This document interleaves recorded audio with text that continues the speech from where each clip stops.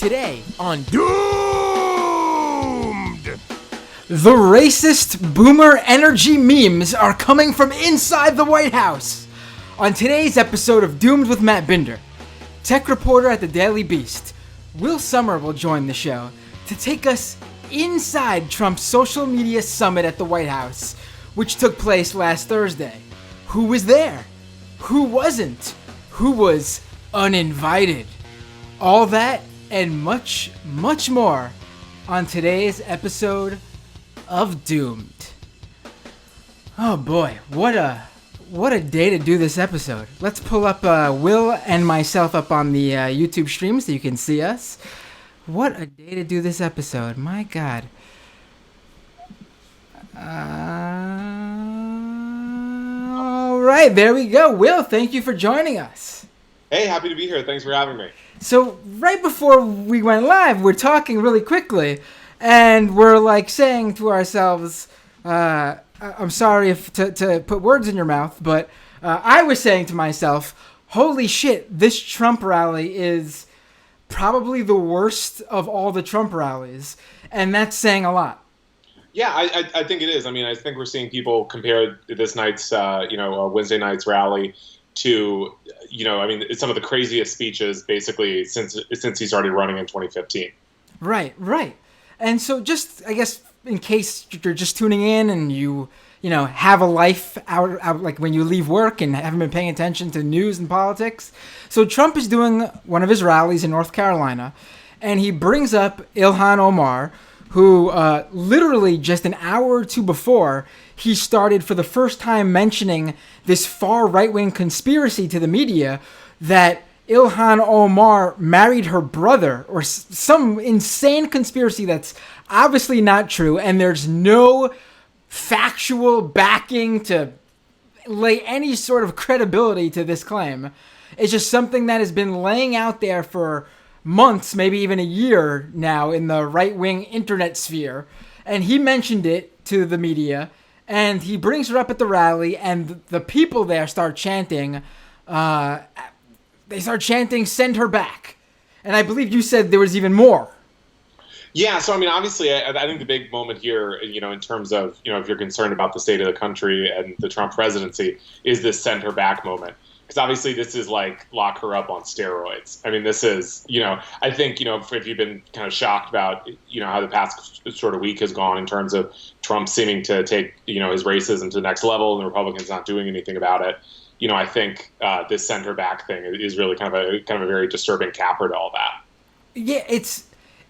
Yeah, I'm glad you brought up the whole, lock her up thing, because I have seen people compare it to that, and you said it, and I agree that this is another level. It's.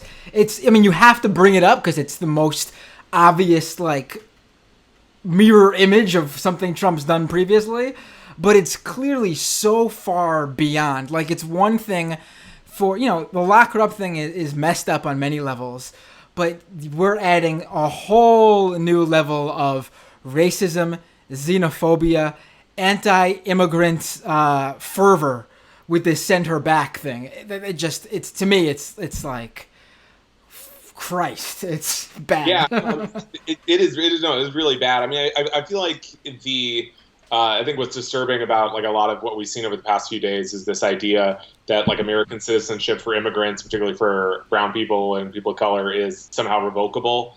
And that also like they have to be perpetually like really positive about the state of the country and basically can't participate in politics. So, I mean, it certainly send her back. I mean, it's just disturbing stuff. Now, I also believe I saw that they were chanting like traitor and other treason, and I mean, really now it is to a point I think where I mean, I don't want to get too into what's going on in the background of all this with the Democratic, the House leadership, the Democrats sort of feuding with Ilhan Omar and the rest of the squad, AOC, Presley, Tlaib. I don't want to bring that up right now. We have so much more to get into. But it is kind of amazing that like all that was happening, and it's like this Trump thing is now like the line is drawn now. Like pick a side. Like you either stand with them or you're even if you are anti-Trump, if you're not standing with them at this point, you are aiding and abetting this sort of language that's coming out of the Trump campaign really now. Yeah, I mean, it's interesting. I feel like constantly, and there's certainly moments like the past week where Trump or his supporters take it to another level, and then the question is, are Republicans going to do anything about it? And that was even like with the vote yesterday, and now I think this chant goes even further than that. Are they going to do anything? Almost certainly not, right? Right. It's, I almost get, I mean, obviously doing what we do, we ask almost rhetorically, but it makes me really angry when like there's Democrats out there who, politicians I'm talking about, not like rank and file, but who really think that maybe this will be the time. Like, this is way beyond even like before Trump even, like they were beyond this then. Like there's no going back. There's no denouncing this. Like, Trump is the monster that they've created, and Trump himself has created monsters within his rank and file. That, like, it's almost... Yeah, let's segue now before I get too off... Because I'm really getting angry about this center-back thing. I don't want to get too off the topic. But let's segue into this now. Trump has created monsters with this QAnon thing, even though he's never really technically brought it up. And I really do think we've lost an entire generation of people who, it's like they really did join a cult. Like, there's no coming back from this. I really don't think these people who believe in this QAnon thing so strongly are ever coming back. And as you mentioned earlier, there was apparently a moment, and I'd like you to explain. There was a moment at the rally earlier involving QAnon as well. Yeah, absolutely. It's funny you mentioned cult because there was just a story about how just in the way that cults force you to separate yourself from family members and stuff. There was just a story about how all these people essentially have lost their relatives to QAnon because they've just lost their minds. But in this case, at this rally, the thing to understand going into this is that QAnon people are obsessed with Trump somehow confirming that QAnon's real, right? So whenever he uses the number 17, which is the letter alphabet for Q, they're like, oh, it's happening. So in this case, during the rally, someone's held up a baby with a Q onesie, and Trump goes, essentially paraphrasing, he's like, "Wow, what a beautiful baby. The media is going to say that baby's fake." Well, for QAnon people, that's all they need. I mean, they've gone, already Q, the mystery poster behind QAnon, has like recognized this baby as QAnon baby, and it's just, in a way, Trump here, I suspect inadvertently, is going to breathe a lot more new life into QAnon, I think, after tonight. Excuse me. Now, earlier today, there was a poll that came out. Let me pull this up here. Because this poll is... I feel like I so often just fall back on the term, this is, whatever it is, blank, is shocking to me. But really, I'm never shocked. It's more like just like a feeling of, I guess it should be shocking, but it's not anymore, really. This poll is stunning, the one that came out today from Huffington Post and YouGov. They apparently asked, and I don't have the whole poll in front of me, so I don't know exactly how many people were asked and who they, how they determined who to ask. But this poll is basically a poll of Americans, broad Americans, broadly American people, and they ask if they're asking these people, is the Earth flat? Are vaccines shown to cause autism? Is Pizzagate real? And was President Obama born in Kenya? And, well, I guess we can feel strongly that only 10% of people believe that it either definitely is true or probably true that the Earth is flat, which to me is still a shockingly high number, but maybe only 10%. Something like, what is this? 35% of people believe in Pizzagate still. Yeah, and so then let's say, depending on the poll's demographics, let's say, what percentage of that is the Republican Party, or and then you're looking at maybe more than half of the Republican Party believing in Pizzagate. Right, and I almost wonder, because the way they even described it, for people, like, you can't even say, oh, maybe they don't know what Pizzagate is. Sort of like, you know, when you see polling where it's like, how do Americans feel about Bernie Sanders? They like him. How do Americans feel about voting for a socialist? They would never. So it's like sort of a disconnect in terms of like what they perceive as the word liberal or what they perceive as the word socialist. It doesn't mean the same thing for everybody. But this poll pretty strongly described to them what Pizzagate is. Leaked email from some of Hillary Clinton's campaign staffers contained code words for pedophilia, human trafficking, and satanic spiritual abuse. What some people refer to as Pizzagate. Yeah, and people are like, yeah, that sounds good to me.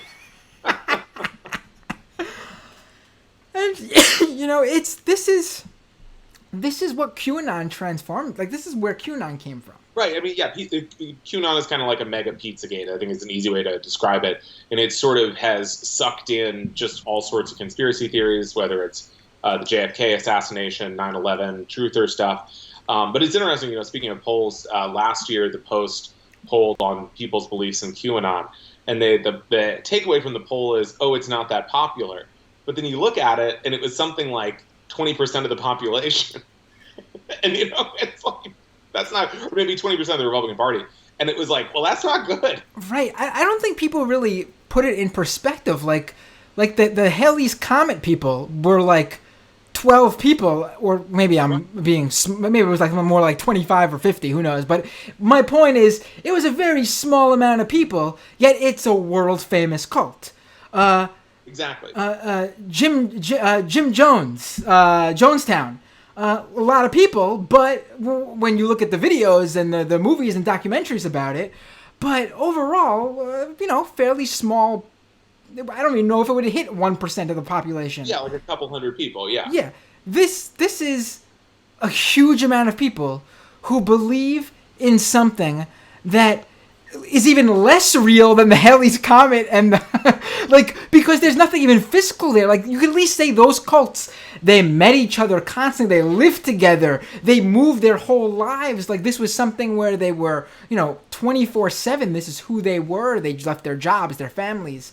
The QAnon thing, it's like, these people are your neighbors. They work with you. It's, how are they interacting with normal everyday people, yet still so far gone in this cult? I mean, it is really hard to imagine, and yet you hear these things, or, you know, when I've interacted with them, you know, they act like otherwise normal people, but then they'll just be like, well, of course, you know, why are you voting for Trump? Well, because Hillary Clinton eats babies, right? You know, and they just treat it like you would say, because I want lower taxes. Like, they believe it. Now, the Jeffrey Epstein thing has been really interesting to me. The way, you know, he's been in the news because I guess his time has finally come after decades of getting away with this stuff. Which, this stuff, I mean pedophilia and sex trafficking of teenagers and minors. But it's amazing to see how they twist and turn these things into a positive for Trump and QAnon. And what makes me bring this up now, because I've talked about this so much on this show. You've been on this show numerous times to update us on QAnon. Just today, a journalist for Playboy, doing better journal. I don't mean this to knock Playboy, but doing the job that other mainstream journalist outfits like CNN, New York Times, and Washington Post should be doing, literally screams at Trump to, hey, did you know what was going on with Epstein?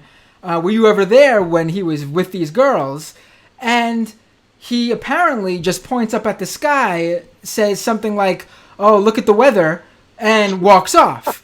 And the Playboy journalist tweets this out, and I see in his replies numerous QAnon people saying, wow, you guys just don't get it.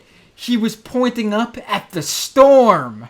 And I'm just like, oh my God, what is going on here? Like, how far gone are we where they literally are taking even like things like that? It's just, I don't even, and that's why I say, I think we've lost a generation of people. I think like there's a significant number of boomers out there who will go to their grave believing all this stuff is true, no matter how many more presidents they live to see.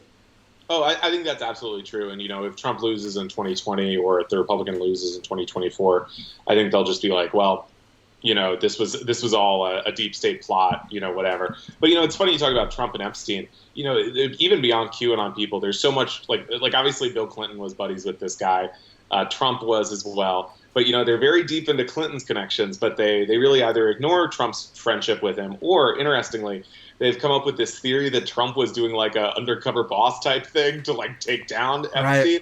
So there was this like really well produced graphic that was like number one, like Trump befriends Epstein to get inside the operation. Going all the way to like Trump appoints Alex Acosta, Secretary of Labor, to draw attention to Epstein. Like I know, get his buddy in, and that'll make everyone talk about it. Right. It's not like Donald Trump was for decades a very famous media mogul, real estate mogul, plus media mogul, really, who had every major outlet at his beck and call and could have easily, basically, called out someone like this very easily, like really very easily. Like Trump could have probably went like that with his fingers and had cameras outside this guy's home if he said, "Hey, this guy is doing this." You're right that he has to do this whole like subterfuge operation. Yeah, it's ridiculous. Right. Like Trump was able to buy out a New York Times ad to get the Central Park Five, but this Jeffrey That's a good Epstein, point. yeah, but this Jeffrey Epstein, he had to really play the long game with, Now, yeah, I don't even know what to say anymore about this, but QAnon, our discussion about QAnon doesn't end there because you went to the Trump White House social media summit last week. Right. And you were there and you saw it all, and there were a number of QAnon personalities there. And I guess really just why not take us there? Absolutely. Bring us on this journey with you from the moment you step in the White House and see those giant blown up printed out tweets. Yeah. So really, I think setting the stage was that this was sort of like almost like the prom for the pro-Trump internet, right? And everyone wanted an invite, and if you were in, you were cool, and that meant Trump was kind of giving you a pat on the back. And some of these people are more or less anonymous posters on the Donald Trump subreddit. So these are the guys who are not already public figures, and so everyone wanted in. Interestingly, this thing was I think it functioned in a couple ways, but one of them was to kind of drum up these complaints about social media censorship. But interestingly, he didn't invite anyone who's really been banned because those people would be too much of a scandal for his White House. So he didn't invite like Milo Yiannopoulos, Laura Loomer, Gavin McInnes of the Proud Boys. So there was a lot of drama on that side about he didn't get invited. And then, of course, they invite Ben Garrison, the famous pro-Trump cartoonist. And then someone points out his anti-Semitism. And so he doesn't get invited. So there's drama around that. So I get to the White House. And, everyone's waiting to go to the social media summit. Now, unfortunately, at the last moment, they said it was closed to the press, even though Trump had tweeted the fake news will be invited in. I wanted to say, look at this tweet, let me in.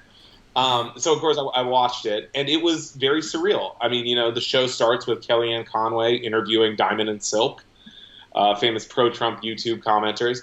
And then, from there, Trump gets up and he says, thanks for coming. And, it's unbelievable the crap you people think of. So, and they're all cheering. You got James O'Keefe there. You got Don Jr. there. It was really, really the whole gang.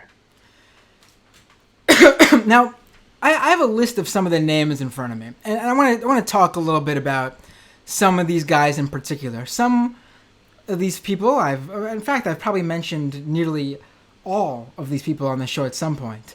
But I want to get a little... In fact, one person I haven't mentioned on this show, and let's get to him first, and because I think you have a little bit of history with this guy. Yes. Carpe Donktum. Now, let's first, before... He actually made a little bit of separate news earlier this week after the summit. But let's first, I guess, tell us a little bit about who this guy is. I'm assuming that Carpe Donktum is obviously his legal real name. So, this is a guy, he's this guy from the Midwest. But as you say, right now he's only sort of publicly known by his meme. He's a self-described meme smith. So he does these videos where, and I gotta say, kind of what passes for like the cream of the crop Trump memes. Like it's not that great. I mean, so this guy's had his videos tweeted out by Trump, and his videos will be like, Joe Biden sneaking up on Joe Biden, so it's like Joe Biden's a creep. It'll be Trump's going to run for president forever or whatever. And so this guy is kind of the premier meme smith. And so Trump invited him, but this guy, he's very like, he insists on going, as you mentioned, the whole drama is around his name is that this is a guy who's been to the White House twice now. We know his face. He's a public figure. I mean, he's basically meeting with the administration to discuss campaign plans. And yet, he insists on being referred to as Carpe Donktum. He won't reveal his real name. It's really obvious what his real name is. I have not confirmed this, but it's very easy to find online. And the big news was that BuzzFeed was going to write a story mentioning, first of all, that he had used an alias on One America. You know his real name? I will say I haven't confirmed it. I think if you would it's pretty easy to find. You sure don't want to break a little news on the show? I think I would have to do a little more research.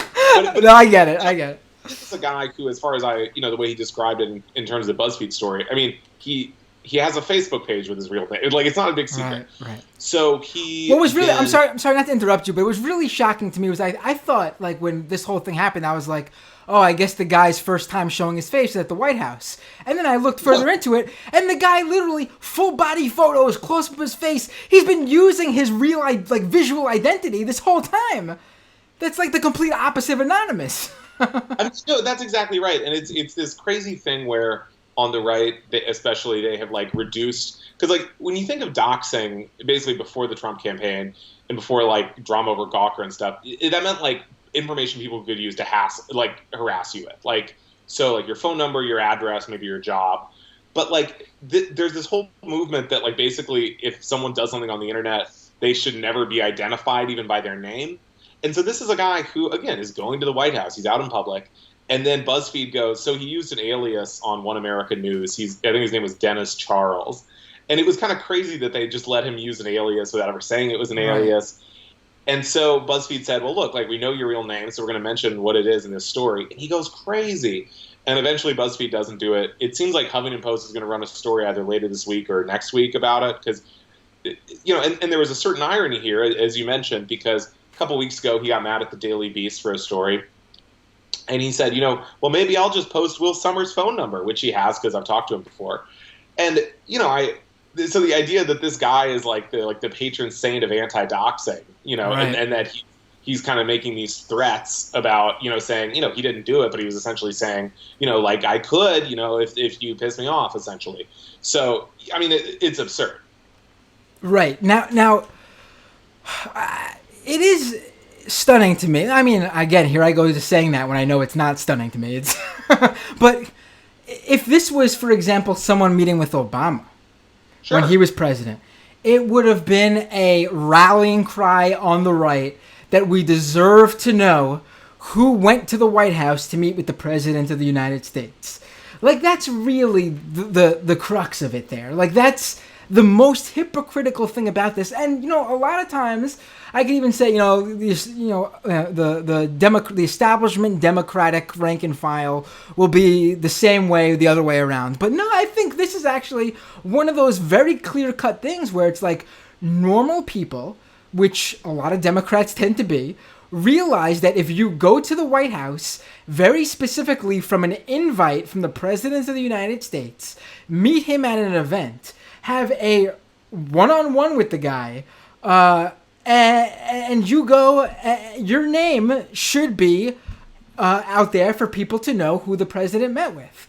And if continue, please. Well, I mean, I was going to say, the obvious comparison here is how Obama had the White House visitor logs public, right? And like all these like Obama detractors would comb through it, and they would see a guy with a name like William Ayers, and they'd say Obama was meeting with Bill Ayers in the White House, but it's just another guy with a similar, right.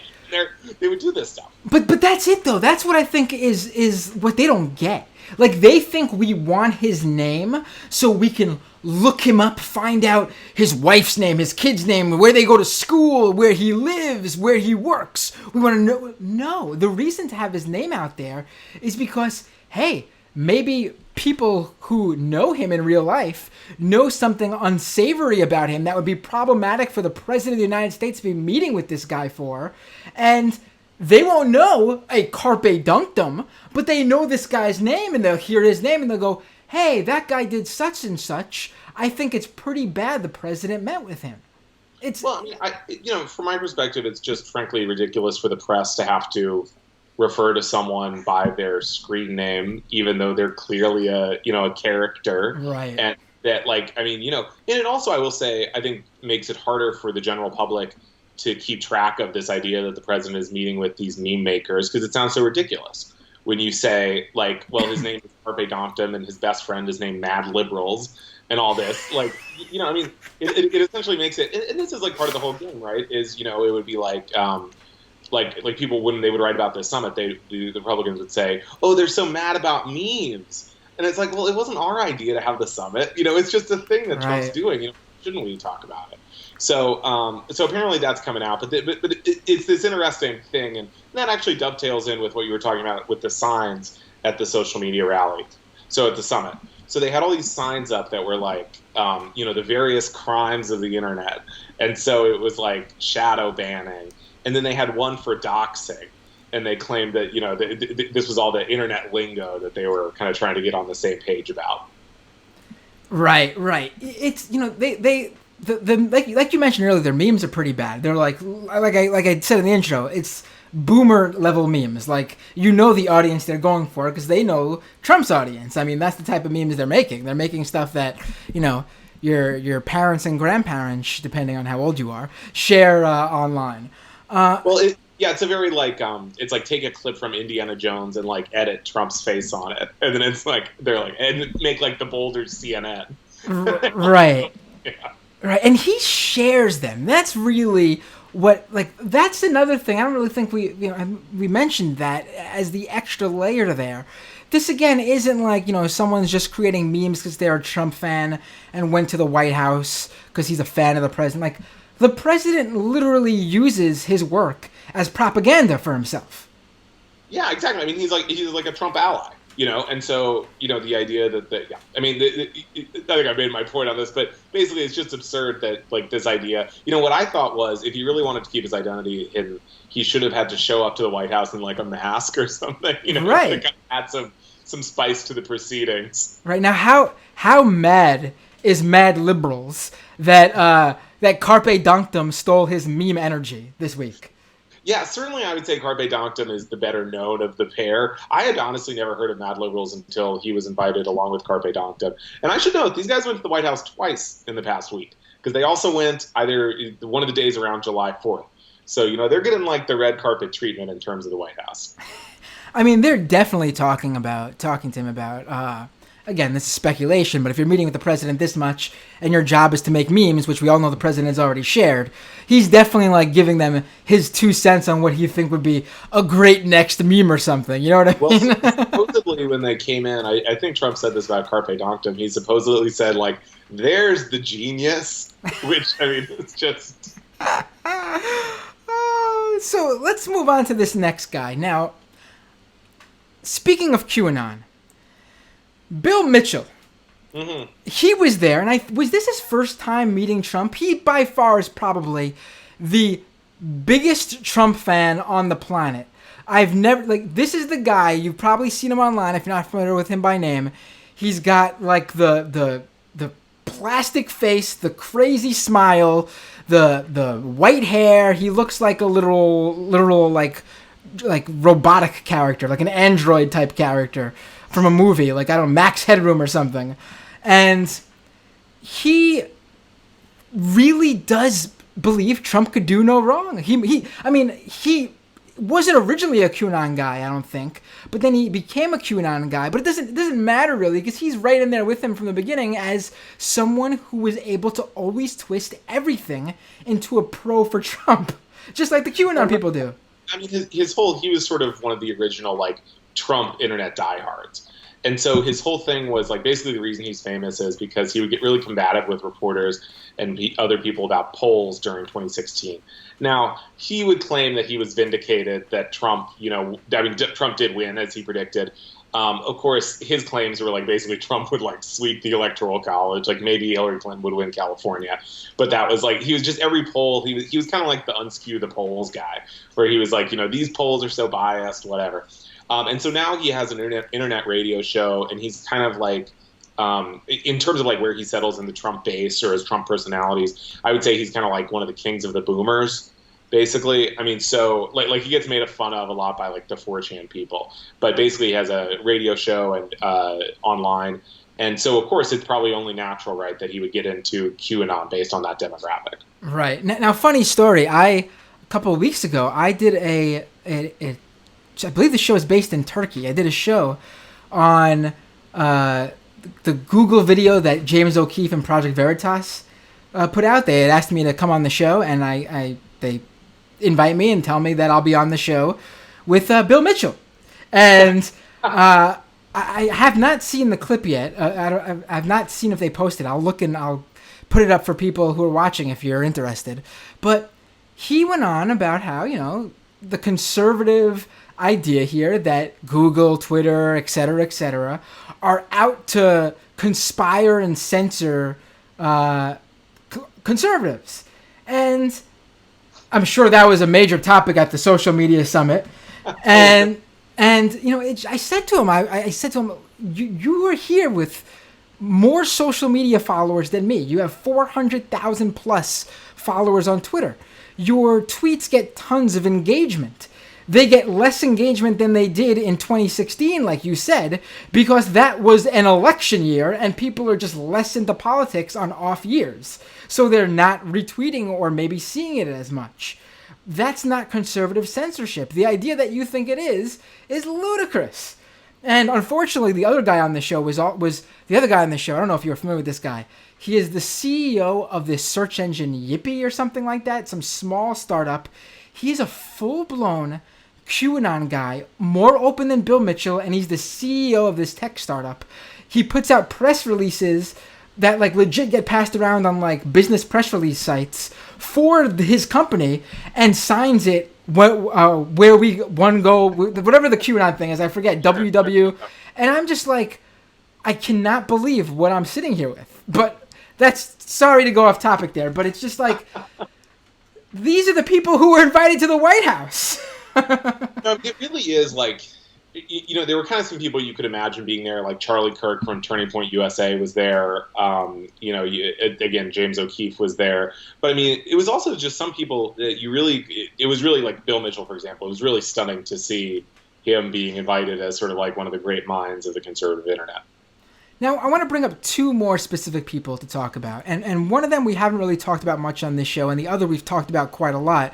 And I know you have a little bit of a history with him as well, because I think pretty much everyone who covers the right has a history with this guy, because he really likes to befriend the right, but then pretend he's not a right-winger. Oh, okay. and that's Tim Pool.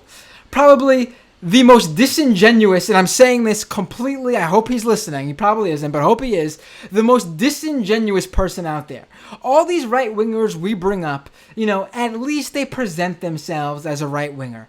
They stand behind what they say and believe, and at the very least, I'll give them that. Tim Pool, to me, is honestly the worst of the worst, because he just refuses to admit he is who he is. And you know what? I guess I'll give him this credit. His followers are dim-witted enough to believe him and think he's a legit, down-the-middle, real journalist type of guy. Yeah, I would say I think some of his followers maybe aren't so familiar with politics, or he certainly has a kind of a way that I think gets a lot of new people involved and interested. And then essentially he's one of these intellectual dark web guys, like Jordan Peterson, like Dave Rubin, who their whole deal is they're clearly right-wing, but they know that there's a whole, especially among young people, that's a bad brand. So instead you're going to be like, oh, I'm a classical liberal, or, I'm a Democrat, but I became an independent because like the SJWs are just out of control, and your whole bread and butter is going to be like picking out individual camp as outrageous. So in the case of Tim Pool, yeah, famously he, he's this guy who like he was in Occupy, but now he's so like fed up with Democrats, and so I tweeted about him before the social media summit that he was coming, and I called him right wing, which I think, in terms of, first of all, like a lot of people follow me on Twitter, I'm familiar with who Tim Pool is, and again, this is kind of like in the same way that Carpe Donktum wants to be called by his screen name. And, I'm not going to pretend that that's really his name. In the same way, Tim Pool wants people to do this dance that he's this, like the one honest man in America, and he has no political affiliation, and that he doesn't, his audience is not entirely right wing. And so I called him right wing, and he, of course, by the way, has blocked me ages ago and is tweeting about me from behind a block. So he sends all his fans at me, and they're just like, Tim Pool, right wing? I don't think so. And then, there's this famous picture of him having lunch with all these white nationalists. And, it's just... I like to add, there's more than one picture of that out there. Yes. I mean, all he does, he has all these people on all the time. He makes these really credulous stories, whether it's about the Proud Boys or, whatever. But, it's these guys who essentially are able to get away with this stuff because whenever anyone says it's obviously ridiculous. And I was just describing him accurately. I wasn't like, hey, Tim Pool, like, why are you lying, But, because as soon as someone says the accurate thing about them, they'll send their, like, legions of fans after you. And, this is why it's critical to have your Twitter where you only see replies from people who follow you. Because he ratioed me pretty good, but I really had no idea about it till the next day. And I was like, oh, there's all his fans. Right. It's weird to me that there's so many people out there, both with mainstream large media outlets and independent journalists, doing their own thing even, who are able to cover the right without being mistaken for being of the right. Isn't that weird, Will? Like, what? Poor Tim Pool. How did he end up as the one guy who's been mistaken as a right-winger? It's just bizarre to me. But I want to bring something up about Tim, because seeing the whole Carpe Donktum thing go on, I wanted to know what Tim Pool's opinion about this was. Because I remember Tim Pool starting a legit, I thought it was a good conversation actually, legit conversation back in the Occupy days, before he came out as a full-blown right-winger, about what a journalist's role is at these sort of rallies and protests and events, because he would get into spats with Occupy Wall Street protesters, Antifa members, because they would be doing things at these events and he would catch them on camera and they would have a problem with that. So there became a conversation about what a journalist's role is. And Tim would say, it's my job to capture what's going on. If their identity gets caught on camera, that's not my problem, because they're in public doing this thing. And, I actually agreed with him with that. That if you're there in public doing something and, if you're covered and they don't, that's one thing. But if you're not and they catch you on camera, what could you do? It's their footage. You were caught in public. That's the deal. But his view seems to have changed when it comes to someone like Carpe Donktum. This guy, this very public figure who went to the White House, full view, everyone can see who he is. He deserves his anonymity. Yeah, I mean, I think there's a very similar comparison we see right now with Andy Ngo, the sort of right-wing Quillette writer who was attacked in Portland. Obviously, I wouldn't support violence against him or anyone, but you have, on one hand, you have Antifa people saying, "Don't film us," and again, I tend more towards the view that if you're out in public, you're going to get filmed. But on the other hand, these are the same people who treat knowing someone's name in public. Someone who's participating in the public sphere, the idea that knowing their name would be this big travesty. Right. And the thing with Andy, though, from what I understand from people who were there, he wasn't just, like, Tim, at least from what I remember in the Occupy days, would just happen to catch people just from his catching footage with his camera. Andy, from what I understand, was literally getting up in people's faces, going well beyond what a legitimate journalistic endeavor would include doing. Like, you wouldn't try to lower their mask or get under their hood to capture their face. If they just so happen to get caught, they would just so happen to get caught. Sure, yeah. I mean, this is kind of a sort of, a sort of quote-unquote journalism we're seeing a lot on the right. which is sort of like basically getting as close to Antifa as you can, and baiting them, or trying to make these counter protesters look ridiculous. We just had an event in D.C. where there were a lot of people who would jump over, and then maybe they get a water bottle thrown at them, and I mean that's essentially what they're going for in the first place. But I don't mean to get us off track here, but it is an interesting sort of little internet career that has come into existence. Now, one other person I want to bring up who went to this social media summit is this guy, Ali Akbar. Yeah.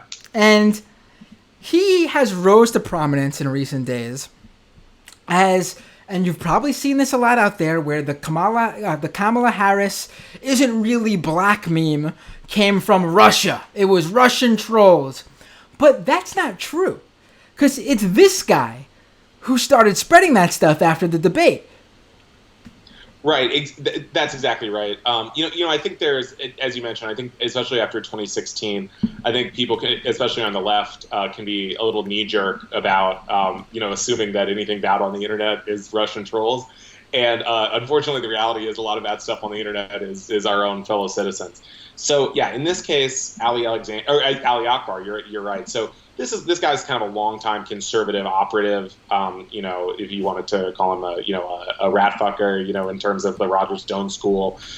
This is a guy who, for example, down in Florida in 2018 was a big one of these Stop the Steal people who, very reminiscent, of course, of the 2000 recount.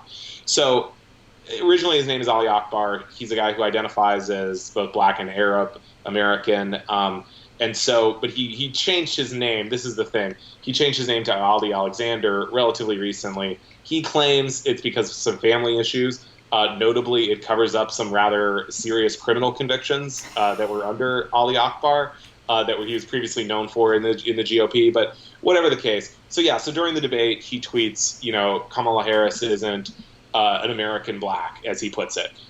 Because her father was from Jamaica and her mother was from India, despite the fact, of course, that she was unquestionably born in America.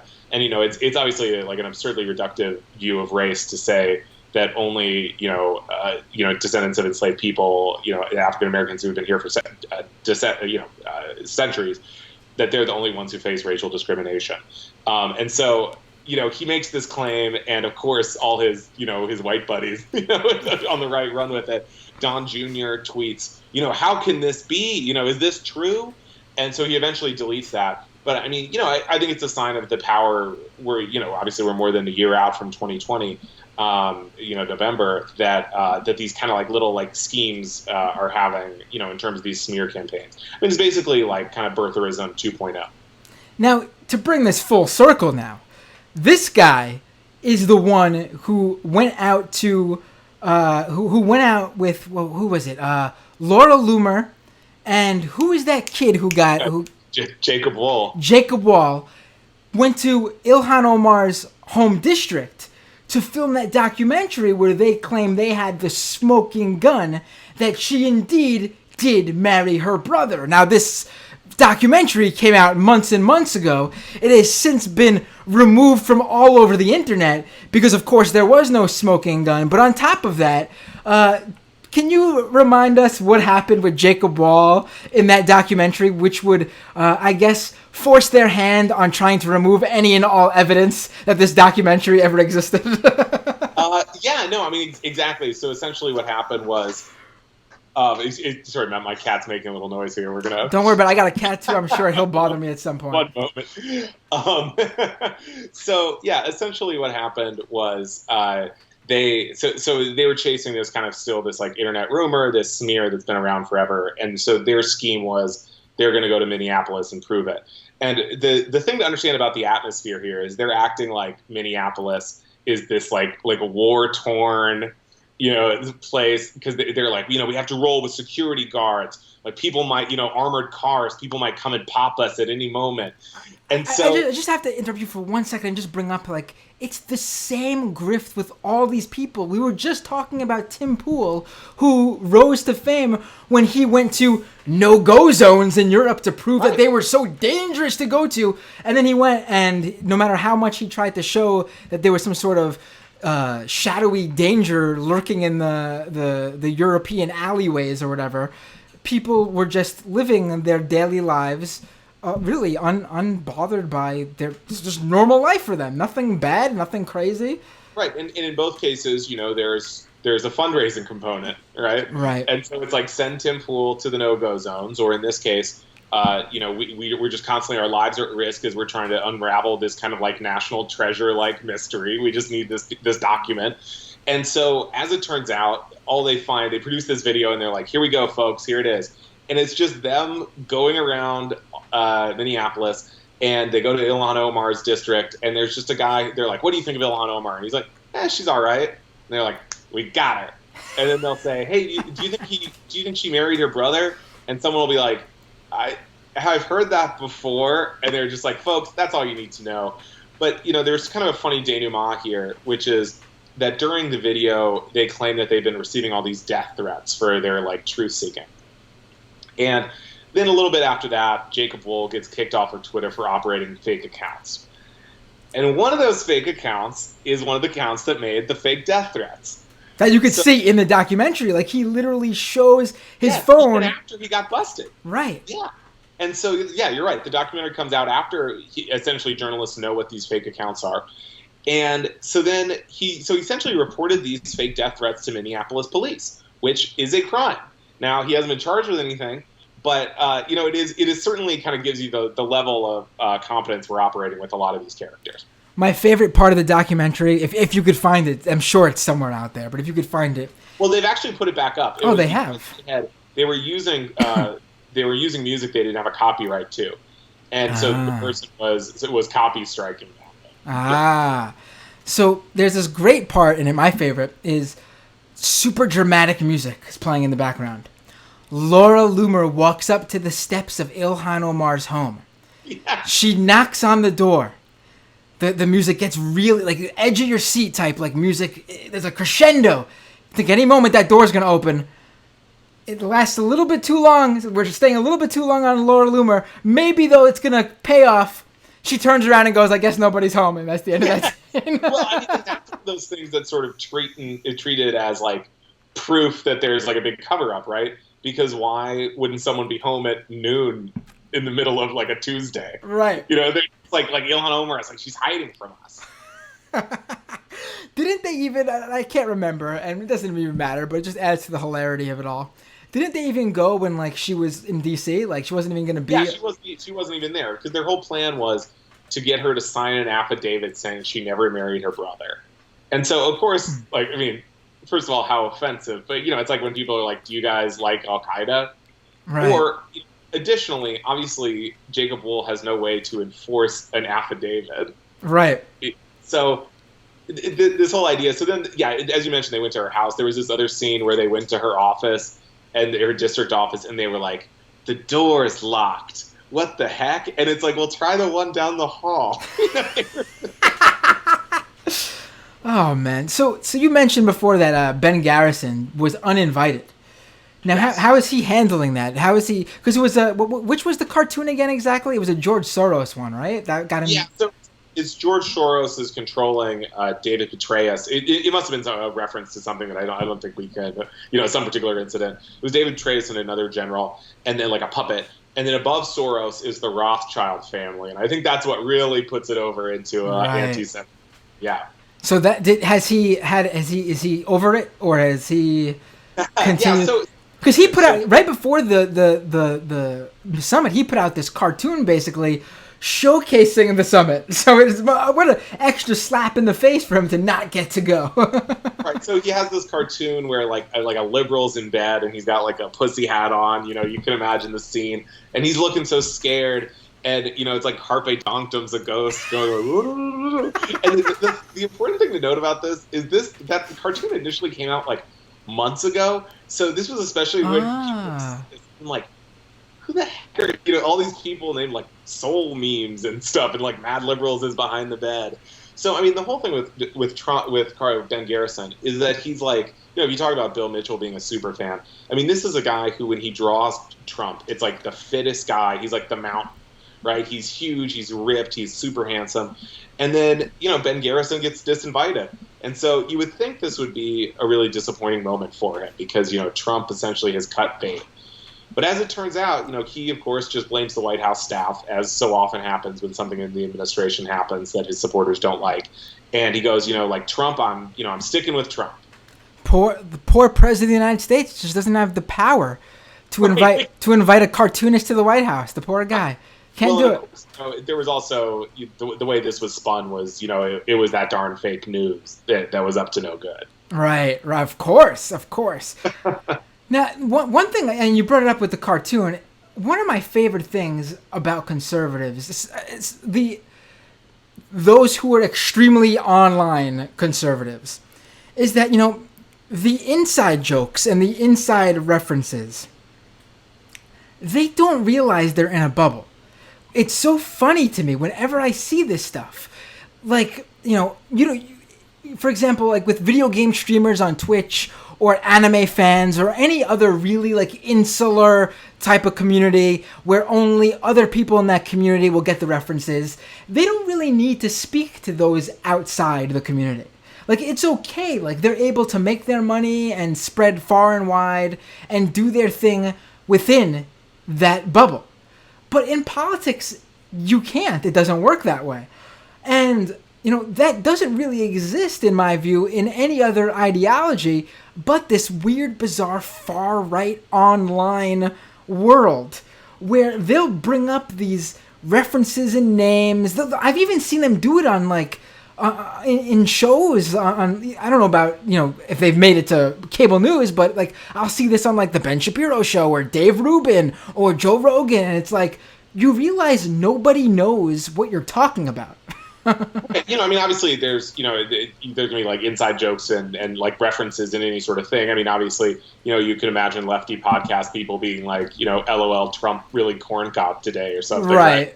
But on the other hand, I think you're right that it is notable how widespread it is on the right. And certainly no one on MSNBC is saying that. Whereas if you turn on Fox News, they're talking about pajama boys. They're talking about these really obscure 10-year-old references. I think all the time about how often they make a reference to Obama in 57 states, which is famously in 2008. He had a gaffe and he said there were 57 states instead of 50 states. Well, that's now nearly 12 years ago, and they'll just be like Obama, like that fool, And of course, if you're coming to this even 10 years later, you're like, what the heck are these people talking about? I was watching Hannity last night because supposedly he was going to have the Bagel Boss guy on. Oh, right. And so I totally got fooled into watching it. And so, it's just crazy how he goes, for example, he's talking about this Trump racism stuff, and he goes, well, remember Jeremiah Wright? And, they just kind of bring this stuff up over and over. Was the Bagel Boss guy not on the show? No, he got bagel bumped. Did he really get bumped, or they just never? Or was it all just a ploy to get people to watch? So I sent a strange email today to Fox News PR that said, was Sean Hannity kidding about having the bagel guy on, or was he bumped? Is this real? And they haven't gotten back to me, so we'll see. Oh man, that's there is an overlap there, though. They're smart for reaching out to him because clearly the guy's going to become a conservative star if he wants to. Well, yeah, this is like a big interest of mine. Is maybe not a big interest, but it's kind of like the right wing career of the Bagel Boss. Because, obviously he's been a hit with incels online because, he's mad about women. He feels that he's discriminated against because of his height, whatever. But then the idea that someone like Sean Hannity would want anything to do with this guy who, even though he has right-wing views, is clearly reprehensible. But, right. He's still kind of inching his way in. Right. It's going to be weird to see if he actually does, because I think this might be... because that video went so mainstream, it wasn't just about his views. It was just a viral video about a crazy guy going insane. Right, it wasn't MAGA hat guy gets his hat stolen. Right.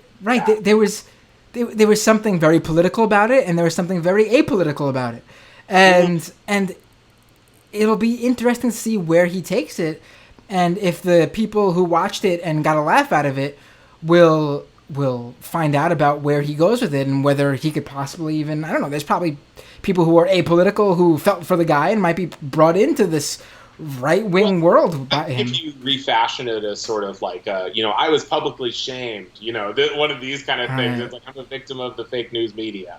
Right. Now, Will, I don't want to hold you for too much longer. I really appreciate you taking the time with us today. But if you could just for really short, like maybe like 2 minutes, you wrote this great article just today about this Face app going around. Right. Okay. So yeah, Face app. Yeah, this is the thing that everyone on social media is doing where it makes you look old. Now, this was a thing in the past, but now it's back and it looks a lot better. And so whenever one of these things happens, there's kind of this like, is this a Russian plot about anything? And in fairness, this company is owned by a Russian company. But there was a lot of like panic all of a sudden about Face app after like Shaq and everyone had done it, that like Russia was either going to use this to like make fake American social media profiles, or that people were claiming that it would spy on you through your phone, all this stuff. I mean, social media, some security experts looked at it. They said it's terrible for your privacy, but like also literally every other app is. Whenever this happens, people will look at the terms of service and they'll be like, holy smokes, these people can do whatever they want. But it's like that with Facebook or Instagram or Twitter or anything. Right. It's stunning to see you just throw the Russia word out there, and all of a sudden the DNC is telling candidates not to use it, and if any of their campaign staff have it on their phone, to delete it immediately. It's right. like The New York Post, their headline was, because there was this theory that the app was just hoovering up all the photos on your phone rather than one you would upload. And so the headline was like, Russians have all your photos now. I mean, it's just like the most breathless stuff. But what makes it crazier to me, it's like you see them describe it, and you see the reactions like, don't use the app, delete it off your phone, and it's like you're literally describing like what Facebook did with Cambridge Analytica, and right. no one sent mass emails saying delete Facebook off your phone immediately. It's like you said, it's U.S. companies do this, but apparently when they do it, it's okay in the view of Americans. And right. I mean, it really is sort of Russia being bandied about as, again, like any company could use this stuff for nefarious purposes and use so many other free apps that we download. Will Sommer of the Tech Reporter, for the Daily Beast. Where can we WriteRichter.com still brings you to WriteRichter.com, that's my newsletter on conservative media. If you liked what we talked about today, there's plenty more of that. I'm on Twitter, Will Sommer, WILLSOMMER, and thedailybeast.com. Will, always a pleasure. I think it's been, like you mentioned before we went live, almost a year since you came on. That cannot happen again. All right, sounds good. All right. Take care, man. Thanks a lot for joining us. Have a good night. All right, ladies and gentlemen, we will now go to the second half of the show, where we will discuss. Bloop bloop. I love when the Skype thing goes off.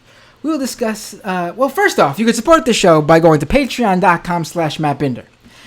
If you enjoyed what you heard today, if you enjoyed any of the previous episodes, if you like what you're hearing and want to hear more, support the show. Again, this is the free part of the show. Everyone gets this, regardless of whether you can afford to donate via Patreon or not. But while we give you bonuses for being a Patreon subscriber, if people don't become Patreon subscribers, eventually even the free show wouldn't exist. Because this show is bankrolled by those literal angels who fund this program. And those people, and you can be named here too if you go to patreon.com/MattBinder and donate a monthly. I ask for $5 a month. You can give more, you can give less. As of right now, maybe in the future it'll change. I'll have tiers. But as of right now, no matter how much you give, you get the same stuff. But I ask for $5 if you can afford it. Patreon.com/MattBinder. These are the folks who make it all possible. Abigail T. Adam Q. Alan B. Andrew H. Benji the Bun Warrior, I think. It always gets cut off and I can't see it. Bobby M. Brooke H. Champagne Kami.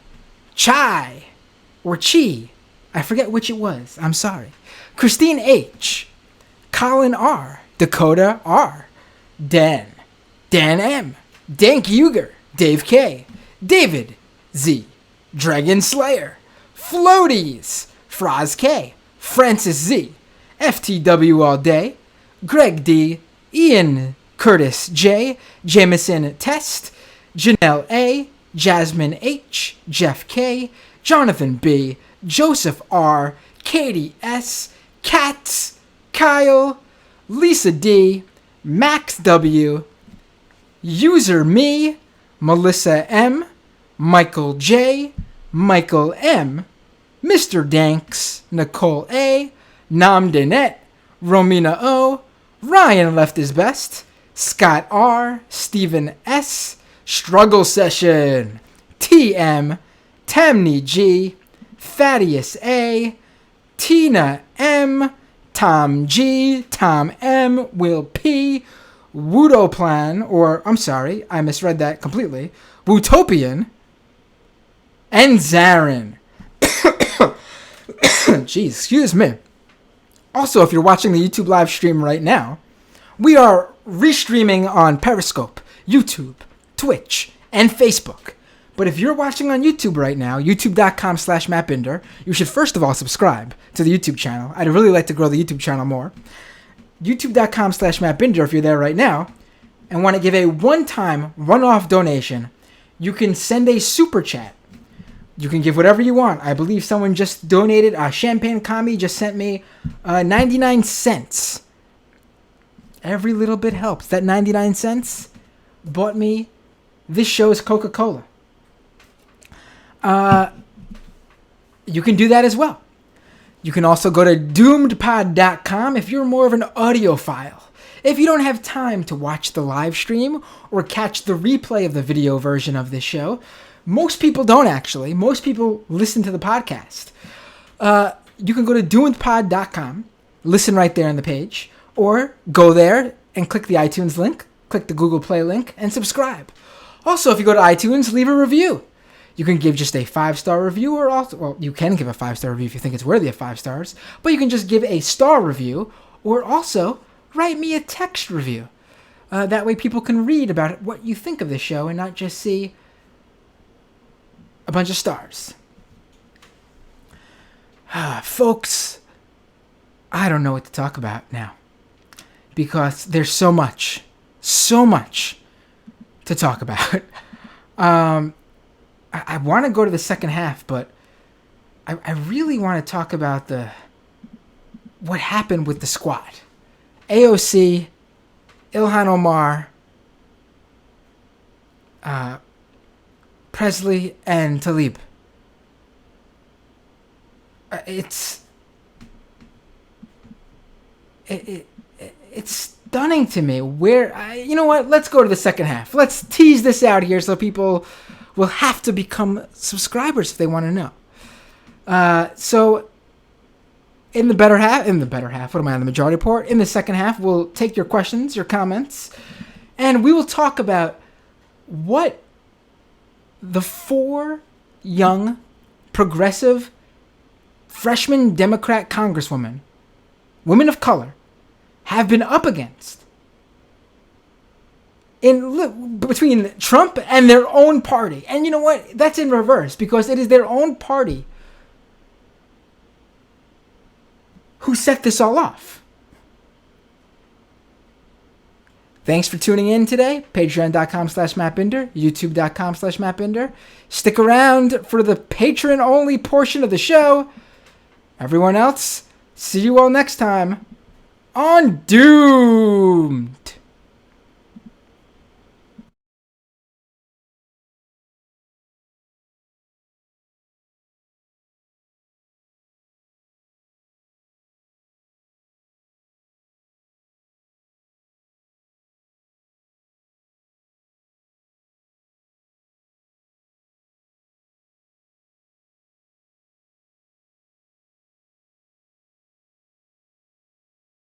All right, we are back. Do I want to go to the comments right away, or do I want to cover this terribleness right now? Yeah, let's do it. Let's get into this. So, geez, I don't even remember how it started. Oh, it was... Was it someone in the comments help me out here, because I'm just so like upset, honestly, about where this has gone at this point. Was it the comments that Nancy Pelosi said about AOC and the rest of the squad to, was it the New York Times or Washington Post, where they're just 4 votes or something like that, and sort of demeaned them? Is that how this all started?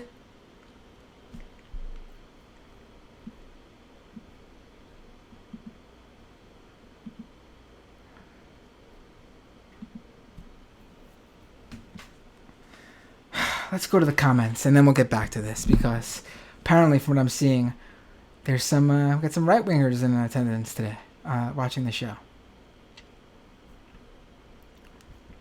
Art My of One on Periscope.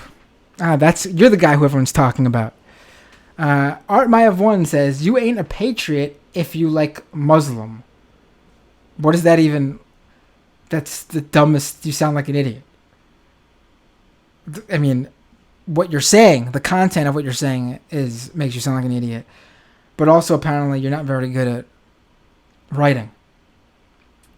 You ain't a patriot if you have any compassion for any race other than white. Oh, boy.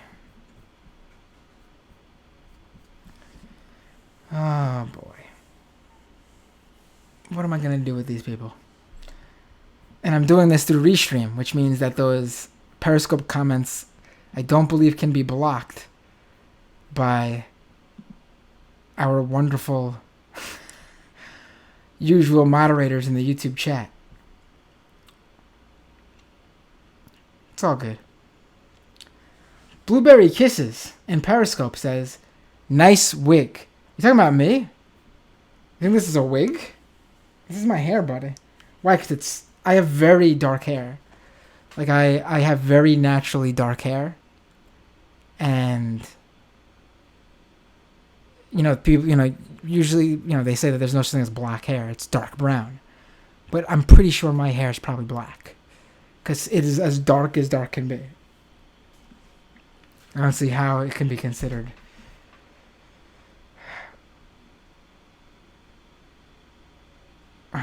But see, Periscope isn't totally terrible, because Lou Isness says, "Doomed is dope." Thank you, Lou Isness.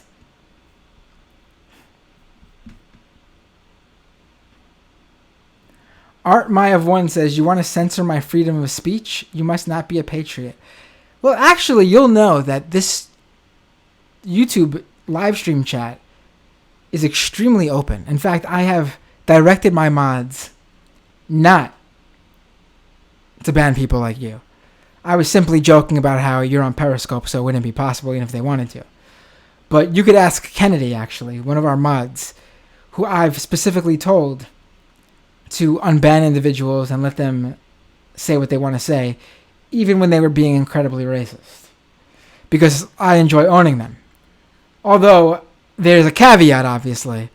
You can't jump in here and say things like the N-word wantonly and expect not to be banned, because that will get you banned. Kennedy in the chat now says, "Matt doesn't let me ban anyone." Right. Thank you.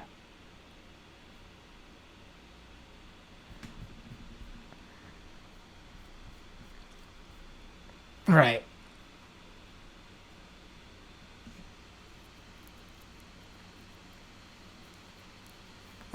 All right, as Kennedy reminds me, Nancy Pelosi basically shit on AOC and the rest of the squad.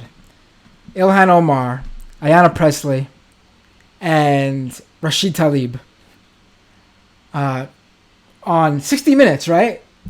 And then later on, she says to the New York Times that comment about how there are only 4 votes, sort of demeaning their power, demeaning who they are, demeaning how they got elected into office, for upstart, extremely progressive women of color facing an uphill battle to win.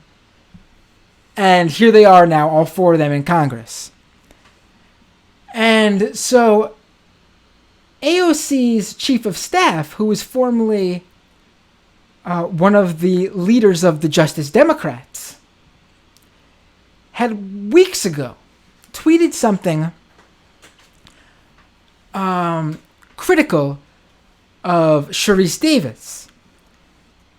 Now, she is a Native American woman who is sort of an establishment type Democrat. She is obviously a freshman congresswoman, but she has sort of centrist, or at least to the right of where the party is headed, views. And added to that is the fact that Bernie Sanders supported her primary opponent, and AOC, who wasn't even elected into office yet,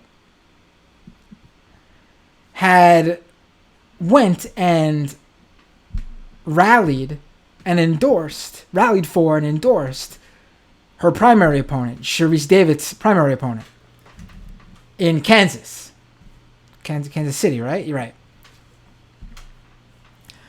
And so he had weeks ago tweeted criticism of her.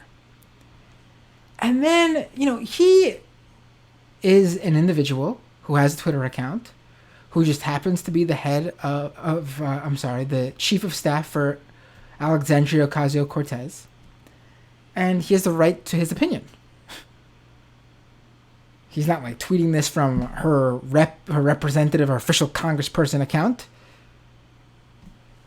And he didn't say anything terrible. He was, on the contrary, quite diplomatic in his criticism. And again, weeks ago now. But because of this feud going on where AOC and Nancy Pelosi are hitting each other back through the media, the House Democrats Twitter account, the official Twitter account for House Democrats, on Friday night, tweets out the most bizarre tweet I think I have ever seen from an official party's account. Like, really stunning. It's a screenshot of her chief of staff's tweet. Here's his tweet. It's a reply to someone, so it's out of context a bit. It says, I think the point still stands. I don't think people have to be personally racist to enable a racist system. And the same could even be said of the Southern Democrats. I don't believe Sharice is a racist person, but her votes are showing her to enable a racist system. And I believe this was in reference to Sharice Davids' vote to fund the Border Patrol, ICE.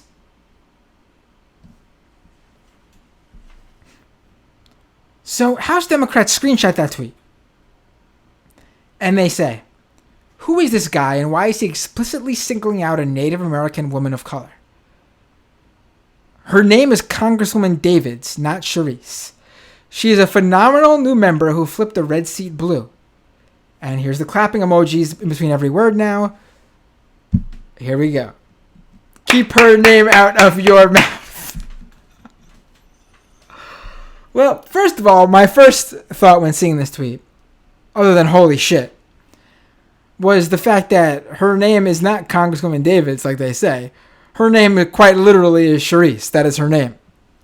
I mean, unless she was born and her parents named her Congresswoman, her name is Sharice. If you want to say you should address her as Congresswoman Davids, that's different than saying her name is Congresswoman Davids, not Sharice. No, quite literally her name is Sharice. But it is stunning to see the official House Democrats account attack a party member's chief of staff and to act like they don't know who he is. And there was no denunciation of this. There was full support of it. A senior aide to Nancy Pelosi retweeted it after specifically saying, this aide earlier that day specifically spread word that Nancy Pelosi is hoping to keep all of this stuff off social media and meet with the squad to discuss the issues that they're having with each other.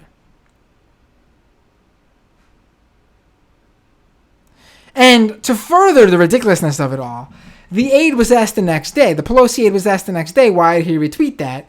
And his answer was, I was bullied in high school for being gay. What? What? I mean, this is the most bad faith usage of identity politics I could come up with. It is taking a legitimate issue, a number of legitimate issues, racial issues, issues with the LGBT community. If you want to bring up even the added layer of, for example, Ilhan Omar's religion.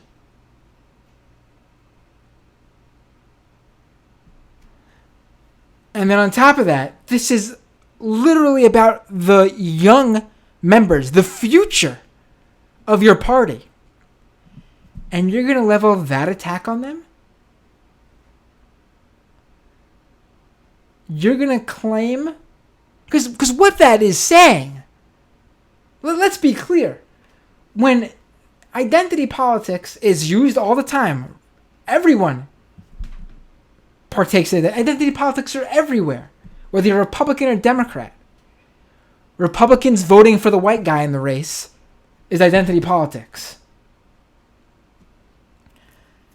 But over the past decade or so, young activists, the future of the party, have centered diversity in the Democratic Party.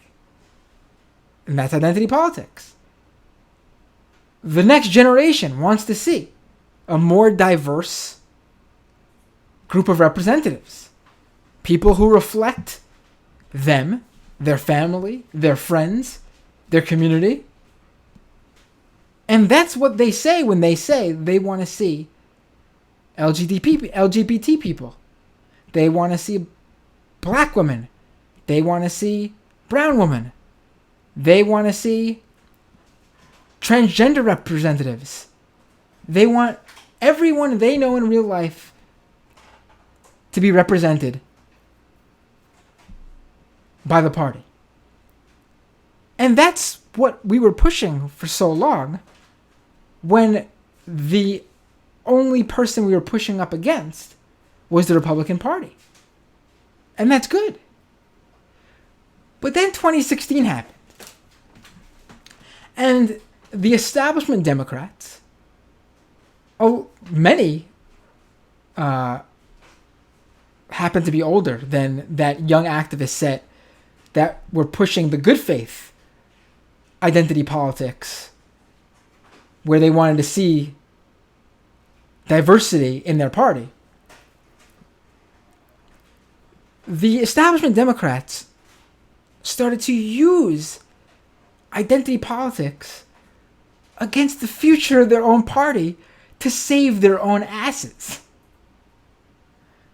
I mean, this is what happened in 2016. You saw this.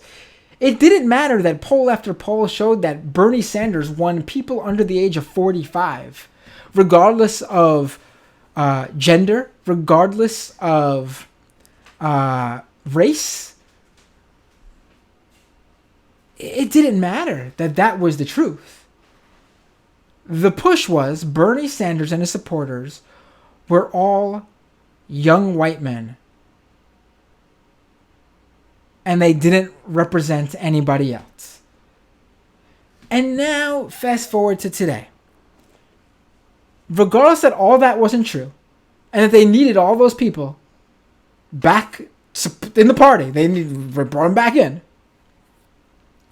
They're now brazenly, so brazenly, leveling these same attacks on people of color now who are to their left.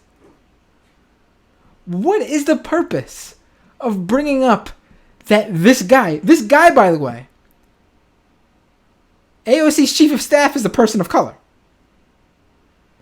What is the purpose of pointing out that Sharice Davids is a Native American woman of color to him? What is the purpose of attacking the squad and bringing up that you were bullied in high school for being gay? The implication there is that those people who I'm going against are against me because of my race. They're against me because of my sexual orientation. And that's why I have to fight back against them. And if you're not sold on that, this is what's happening in Queens with Tiffany Caban in the Queens District Attorney race, where right now there's a recount going on because it is so close between Tiffany Caban, the Democratic Socialist, young queer Latina woman who ran for district attorney and is 16 votes away from defeating Melinda Katz, the current Queens borough president, the establishment pick, a white lady who was endorsed by pretty much every Democratic representative in the state. Before the official recount, the two sides were going at it to decide which affidavit ballots would count and which ballots would not count because of discrepancies. And Gregory Meeks, a representative in Queens, one of the leaders of the House Democrats, the leader of the New York machine, the Queens machine, I should say, to be more specific. He holds a rally, an event pretty much, outdoors, a speech. And he claims that Tiffany Caban and her campaign are trying to stifle the African American vote in Queens. The implication there is that the fact that Tiffany Caban, who had more votes on election night, is somehow being racist for wanting every vote to count. And I would like to really stress here that Gregory Meeks is doing this in defense of his white women candidate who he endorsed. Calling, at the very least, alluding to the fact that a young queer Latina woman's campaign is being racist. It is gross. I don't know how else to put it. It is gross. It is demeaning. It is a slap in the face to the young activists who centered diversity in the first place for the past decade or so. Who fought to center this type of identity politics in good faith. The idea you would do the same attacks against the white supremacists of the Republican Party, against young people of color in your party, and that's what this is all about. And that's what we're seeing here. And that is the crux of the situation between House leadership and the squad. And that's what led to Trump seeing this attack, foaming at the mouth, and getting involved and telling those 4 women to go back to their home country when 3 of them were born in America to begin with. Regardless of the fact that even if all 4 of them weren't, it's extremely racist and xenophobic and disgusting. And then, of course, the same House members, the House Democrats who said nothing about the Democratic leadership attacks that led to this, come out to defend them against Trump. And then we see this just earlier today. Let me pull this up. Because this is... It's just... I don't even... Jake Tapper starts tweeting out anonymous comments from from Democratic House members. So, a anonymous House Dem number 1 says, speaking of the fight between Trump and the squad, the president won this one. What the president has done is politically brilliant. Pelosi was trying to marginalize these folks, and the president has now identified the entire party with them. First of all, you should be holding these women up as the representatives of the entire party. But anyway, another Dem here. Where is this one?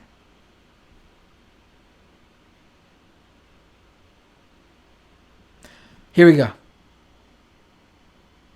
Other House Democrats are conflicted, this is Jake Tapper saying this, about having to defend the squad given things they've said and done. House Dems cited talk of supporting challengers to incumbent Dems in primaries, AOC's use of the term concentration camps, anti-Semitic comments by Tlaib and Omar. The idea that members of your own party supporting primary challengers to you would in any way calculate on whether you should defend them from Donald Trump, you should be primaried. You should not be a Democrat. You want to talk about who should leave? You should leave the party because you're not. What team are you playing for? If you want to talk about teams, if this is all this means to you, if I have to get on your level and talk your language here.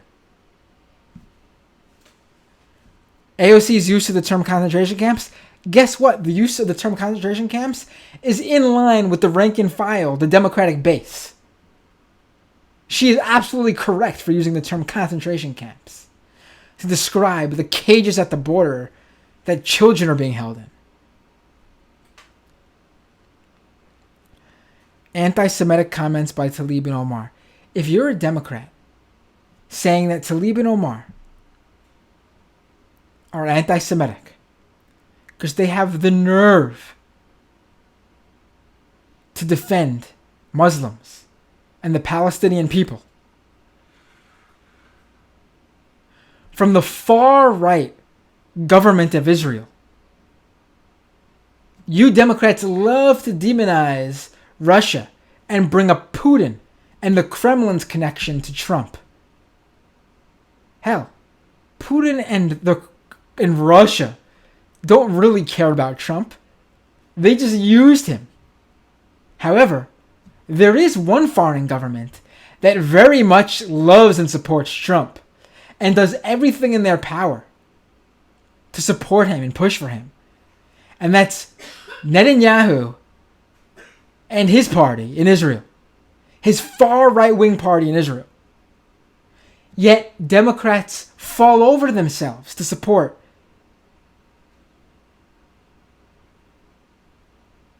Israel. It's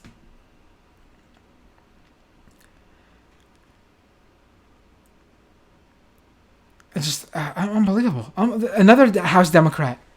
The perceived selective outrage rankled some Dems, says Jake Tapper. Here's the quote from another House Dem, a separate House Democrat. Everybody was completely outraged by what the president said, and everybody thought it was appropriate to criticize him.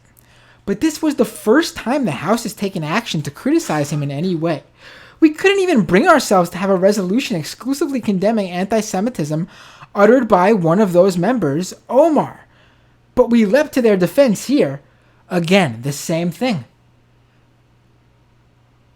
Smearing their own party member, throwing her under the bus. She has said nothing anti-Semitic. Nothing.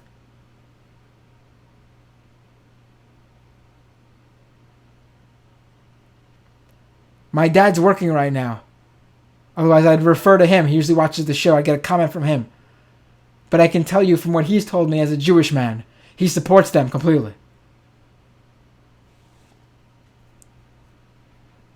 Doomed listeners know about Papa Binder. He's a personality on the show in his own right. It just continues. Here's them again.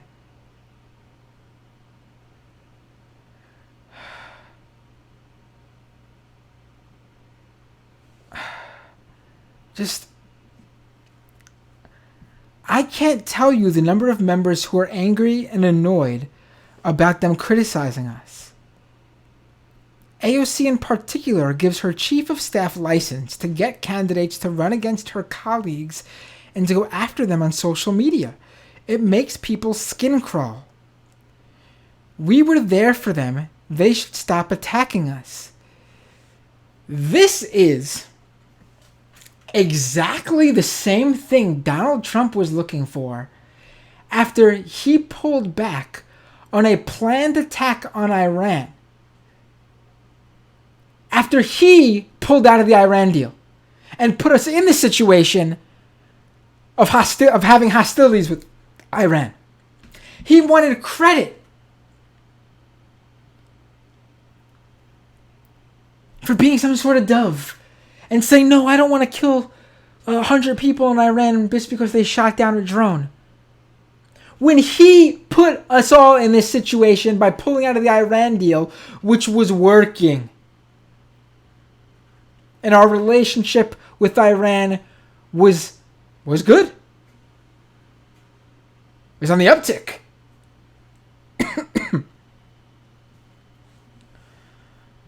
That's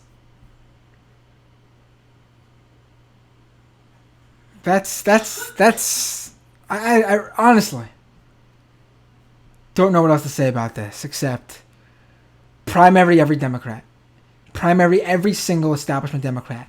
These folks are all anonymous. They told Jake Tapper this all with anonymity.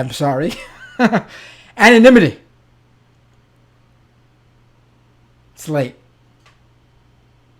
They hid behind anonymity to say this to Jake Tapper. 4 different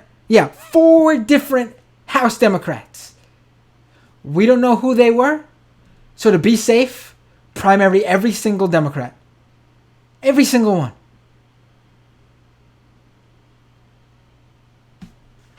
There should be a primary every year. Every election year.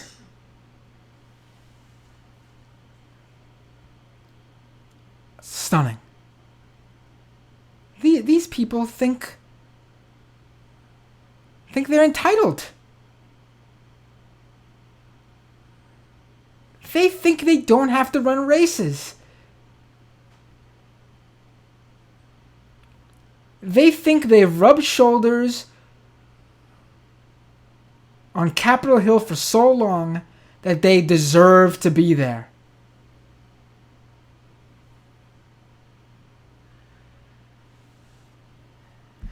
Stunning.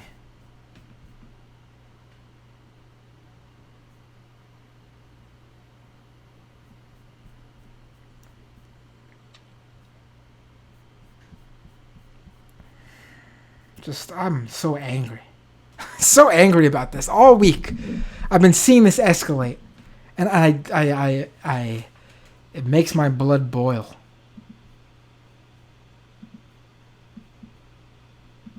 Truly.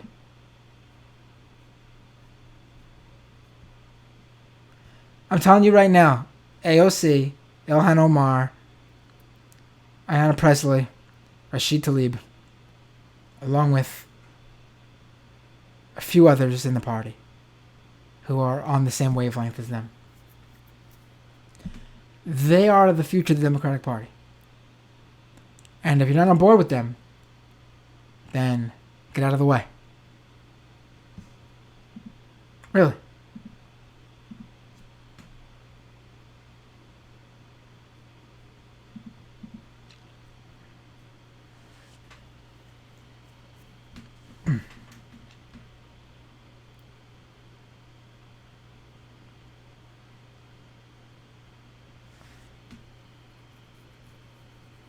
Listen, I don't care who you are. If you ever thought about doing this, you should primary a Democrat. Primary a Democrat. Find out who your representative is if you're not familiar. See where they stand. I mean, if it's Ilhan Omar or AOC, I mean, unless you are somehow to the left of them, primary Democrat. Every single one. Every single one.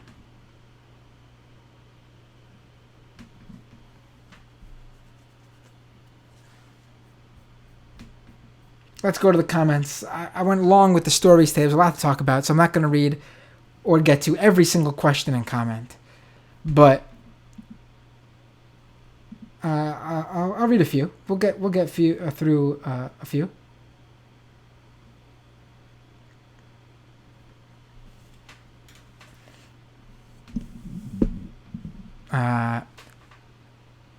Noah says, "Love the show, Matt." Thank you, Noah. I appreciate that on YouTube. Right. A lot of asking me if I saw what was happening at the Trump rally early in the chat. Right. WSS Chirk says, excellent. Chuck E. Cheese says, Trump has gone Clayton Bixby. Anon No Names says, holy fucking shit. Trump and his minions are gonna go for it, y'all.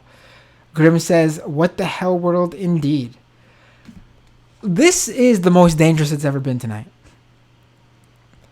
I was never worried for Hillary Clinton's safety when they were chanting lock her up at him. She was a presidential candidate. She is one of the most well-known, famous women in the world. She's got wealth that, I'm not saying the rich, the wealthy, her wealth is the reason why, she's untouchable. I'm saying she has the means to hire security, to hire proper guards, and she doesn't even need to, I'm sure. I'm sure that there's protection for her. I mean, there's Secret Service for her husband, Bill, former president. And lock her up, while dangerous on a political level, the way our, democracy, they like to say, death of our democracy. It's cliche and stupid at this point, but if that's how you want to if you want to sort of mention that, okay, then yes, in that sense, it was scary.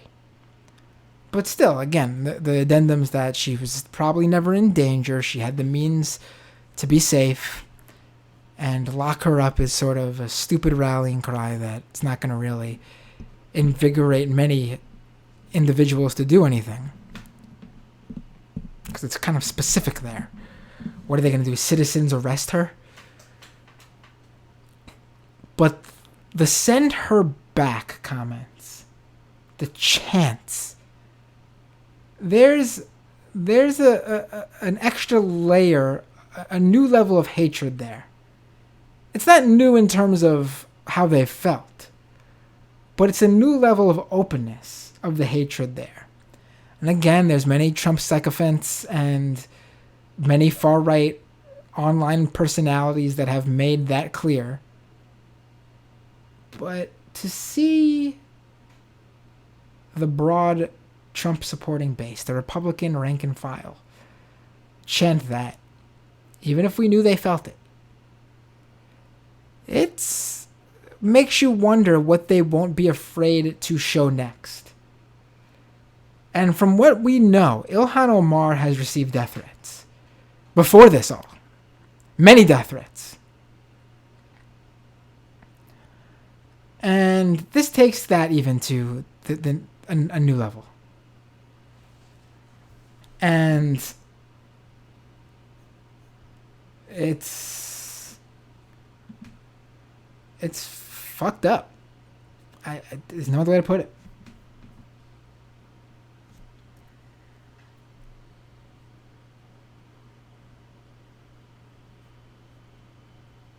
There's no other way to put it.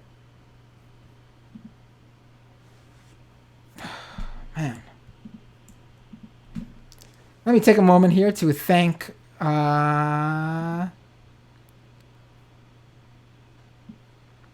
Champagne Kami for sending, I believe, $2 in the super chat today. Really appreciate it, buddy.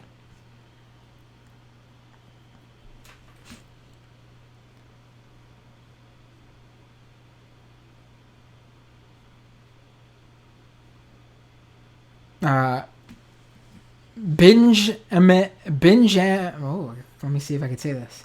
Binjamburu on Periscope says, Q folk think Trump was undercover exposing Epstein. Atheist Awesome on Periscope says, oh man, this is what you guys worry about? LOL, Trump 2020 easily. We had another right-winger in the chat today. Sweet. Love it. Kennedy with the own on the Atheist on Periscope that I don't think I'll be able to top.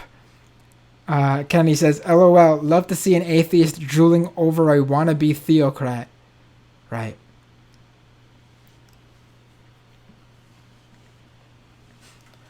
Benjamin says, Q's ability to rationalize Trump behavior is inexhaustible.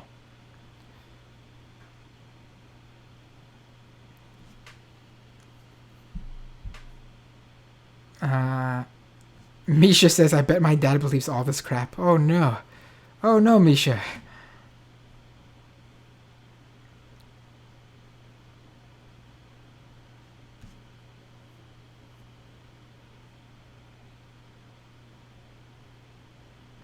Misha says, Jim Jones, I feel like I bring this up every time, but he was friends with the leader of the cult I grew up in. Wait, Misha, you were in a cult? You grew up in a cult? Would you like to talk about it? Why would you not bring that up? That's, we've covered that on the show. We've covered cults. This is Doom's wheelhouse here. Far-right personalities, white supremacists, cults.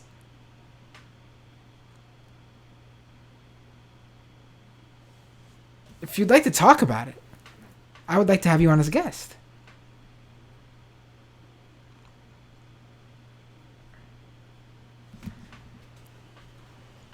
Atheist Awesome says, shoot Matt to space so we can confirm globe Earth. So we have an atheist who's a flat earther? That's an interesting combination. How do you square that, buddy?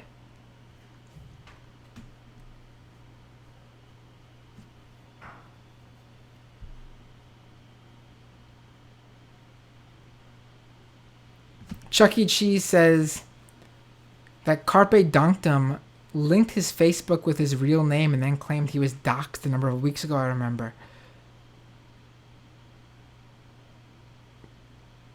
If you know Carpe Dunctum's real name, send me a message.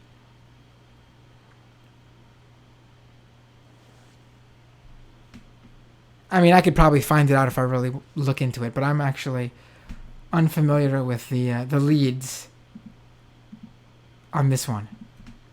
Carpe Dunctum was under my radar. I'm usually on top of this, but he flew under it.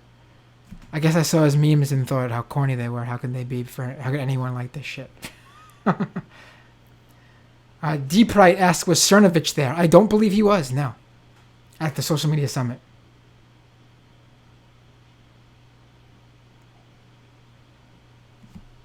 Politics Understander says the best part about Carpe Dunctum is he publicly admitted he is an unemployed loser that makes his money from memes while his wife actually works.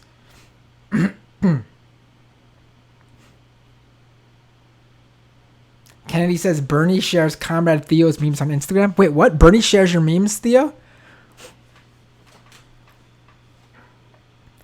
Brian asked, he's the guy that made the infamous vid of Trump wrestling CNN? No, I don't believe he's made that one. I don't believe that was his.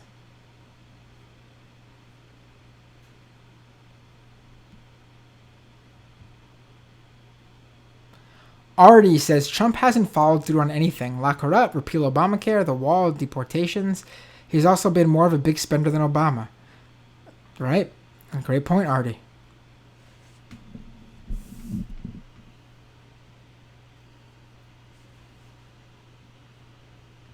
Benjamin points out that Tim Pool was one of the people up front pushing the concrete milkshake debacle, right?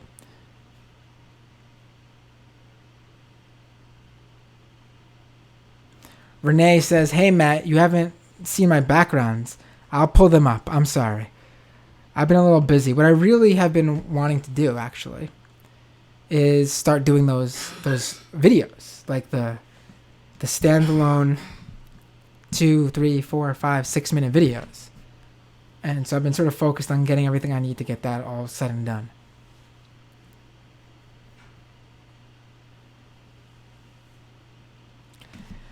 Jay Jaribus, how is Tim Pool a journalist? What has he written for? I really don't know. Well, he grew into prominence during Occupy, where he actually did some good work, live streaming pretty much every Occupy event. And he then worked for Vice, and then he worked for, I forget what other outlet. He wasn't a written journalist. He was a video journalist. Started out like a citizen journalist, then became a video journalist, and now he's just a YouTube right-wing commentator. Oh, I didn't even get to Dave Rubin getting owned by Marianne Williamson. Just not enough time, man. I'm telling you guys. A lot of things happened in these past few days. A lot of things just happened today.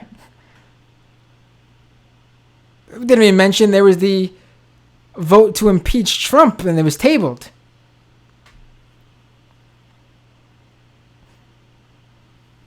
Brett points out that Tim Pool has a video about visiting the White House, and the only word he blew up in the thumbnail is white. Right.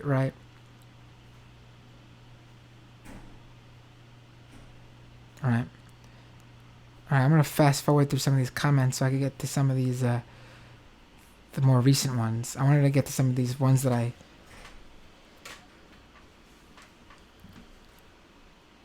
pointed out earlier for myself to read. But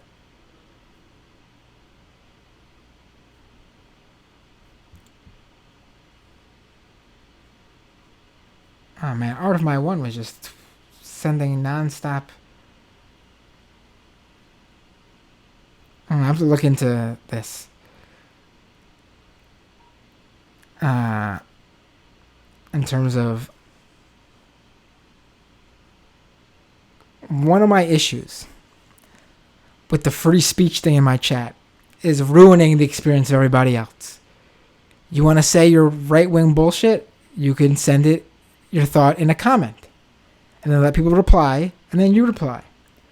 But this Art My of One is spamming the board now with bullshit. Like, literally spamming it. That is taking advantage and ruining everyone's experience. And that's when you get banned.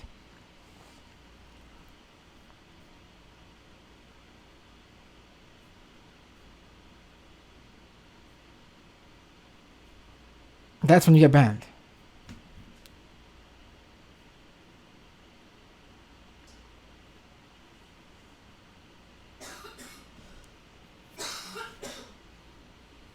Ugh. This guy ruined my chat. Now I can't even find the good comments. Alright, give me a second. I'm going to read one or two more, and then we'll call it a show. Only because it's getting late, and I'm hungry. I haven't had dinner yet.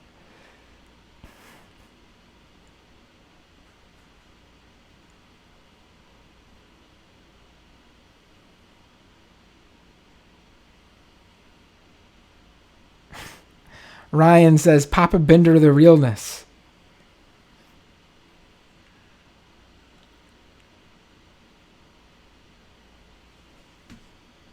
Chuck E. Cheese says, I personally believe that Trump created the drone problem to protest a war that could keep him in power. We the People says, damn right to my rant earlier. Kennedy says, hell yeah.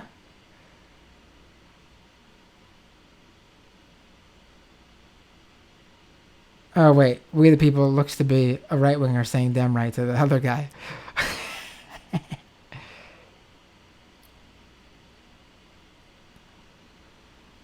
I actually thought maybe it was a reference to good old Jack Swagger and Cesaro.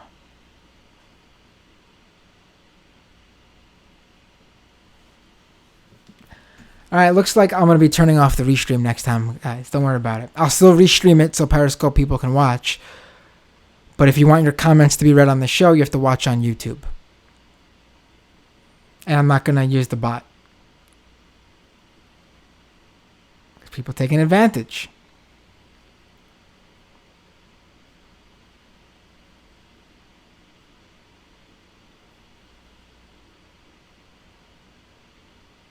Renee says the rant was Majority Report worthy.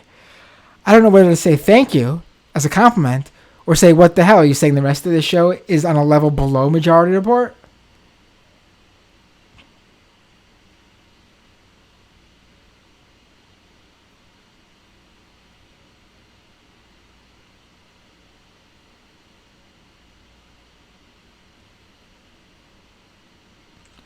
Renee says I was in a cult. And I'll be honest. Knowing Renee, I'm not sure whether to believe him or not. Kennedy says, Misha, go on Doomed. Misha, go on Doomed. I'm being serious. Misha, come on Doomed. I want to find out about this cult you were in.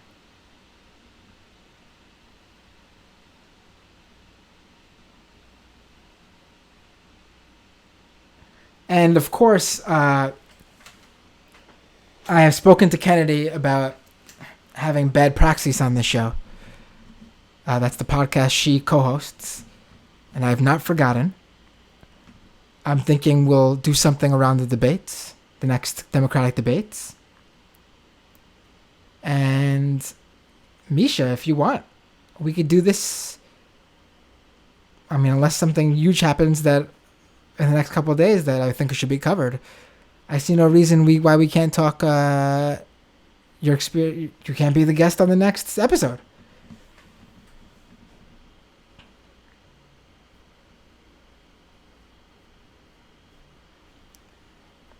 If you want to, obviously.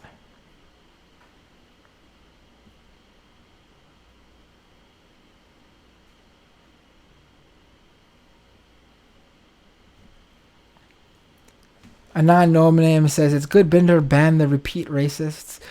Right. I'm. It's hard to do the whole production stuff, the tweeting out of the show, the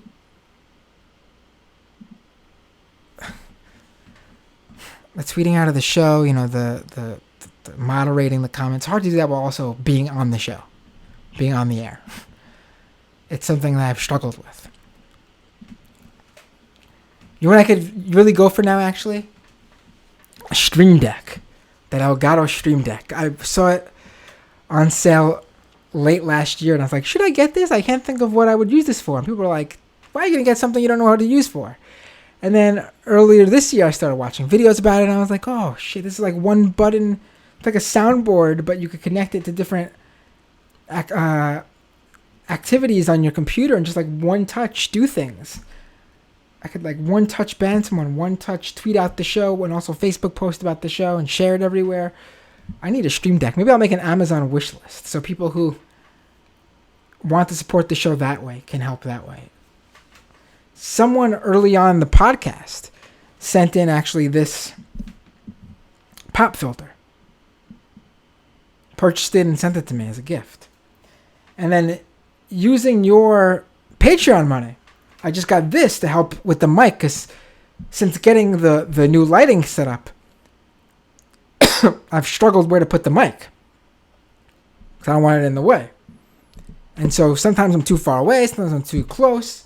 So with your Patreon money, give me 1 second here.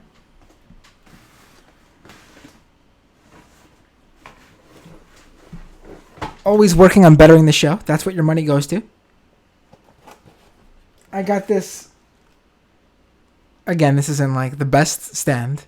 I don't have too many Patreon subscribers, but this had good reviews. I got a microphone stand.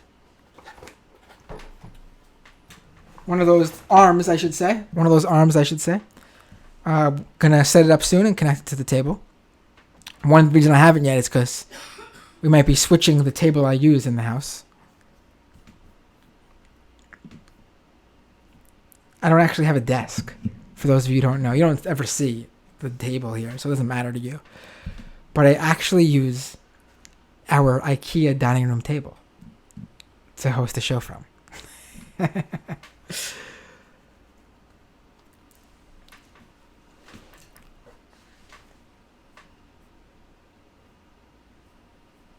Misha says, happy I blocked the restream bot. Couldn't handle it. I'll fix it for the next show.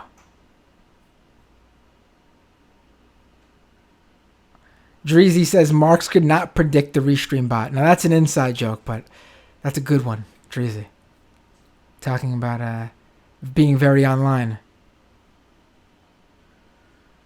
Kennedy says, LMAO, yeah, the restream bot is wild. LOL, we all blocked it.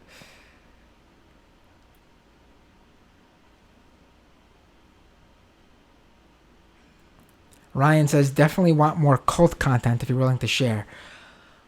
I actually really wanted to cover more of that stuff and sort of just fell really into a string of doing stuff about white supremacists and then the Democratic primaries, and then sort of got too far away from doing stuff like cults and things like that. And I want to get the show back on track with that too.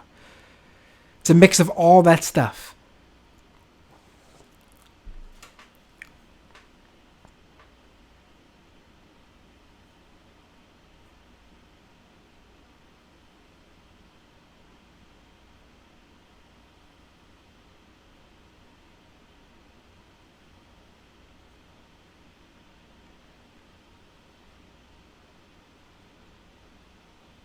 Misha says, on the next episode or after Kennedy? I would have you on the next episode. Kennedy's got to wait because Bad Praxis has a specific theme. I have a specific theme in mind for their episode. So I would need to wait for the Democratic debates for them. But there's no reason why we can't talk about your experience in a cult. I mean, I did the show on, what the hell were they called? NXCS, whatever they were called. You know what I'm talking about. The cult that branded women. Horrible. Crazy story. And then had someone who lost their brother to the cult of Lyndon LaRouche. And then I believe we did one other cult show. I can't think of it right now. But yeah. Because to me this all overlaps. It's all in the same wheelhouse, the same realm.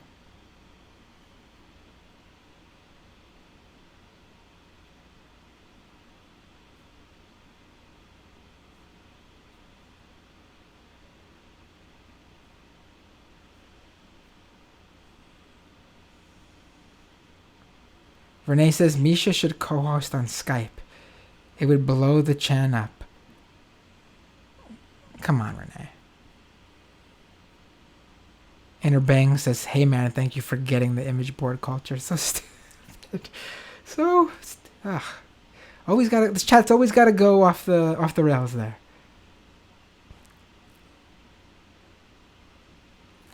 Doc says, will you get a haircut and shave with Patreon money? Well, I'll never shave. I'll get a trim. I'll trim my beard. And actually, not recently, but a couple months ago, I got a haircut due to this show. I made a bet about Beto O'Rourke, which looking back at now is really funny, seeing where he stands. And I lost that bet, so I got a haircut. It's since grown back, but it was a lot longer.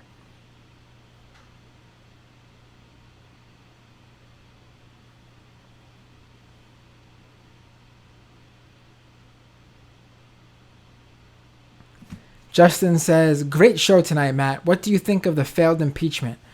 I know it won't pass the Senate, but I believe it's worth it. I say impeach him. I think it's horrible that they're holding back. I mean, I believe there is a strategy, but at this point, I mean, who cares? Doesn't matter. What is Mueller going to say that's going to change anything with his testimony? Nothing. We have the report.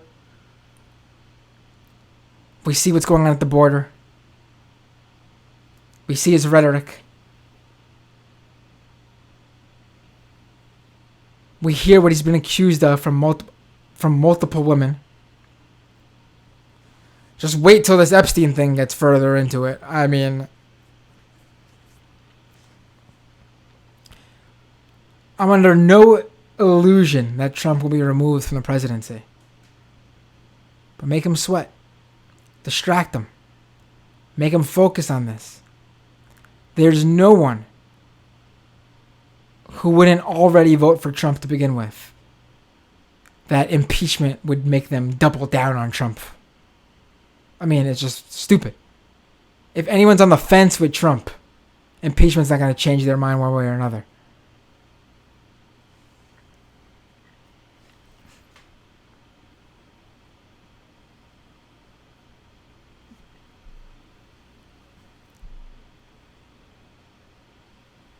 Bernie 2020 says you don't like Dems and Trump, so who do you like? Bernie 2020 should know better with that screen name. I like progressives. Progressives tend to be Democrats. I like leftists. Leftists tend to be Democrats. I have no allegiance to the Democratic Party. I support specific candidates who run as Democrats. It's that simple. I'm a registered Democrat because that's the way you vote for those progressives and leftists in primaries in New York State. But that's as far as it goes for me. I've never donated to the party. I've donated to candidates. I've never donated to the party at large.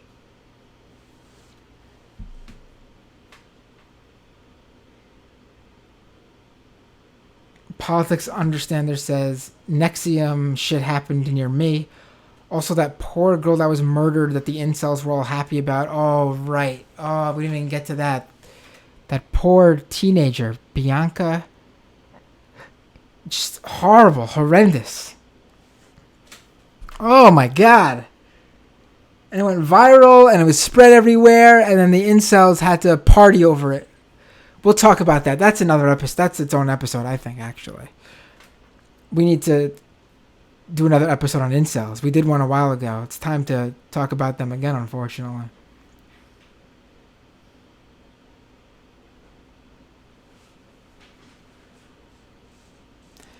Grim says, Katie Gar just did an episode. I know who you're talking about. I don't know how to say her last name. She's good. Just did an episode on the Nexium trial with Rolling Stone's E.J. Dixon, for Kate's podcast On Belief. I haven't checked out her podcast yet. I've heard good things. Kennedy says, I'm officially a leftist woman with a podcast. Where's my legion of reply guys?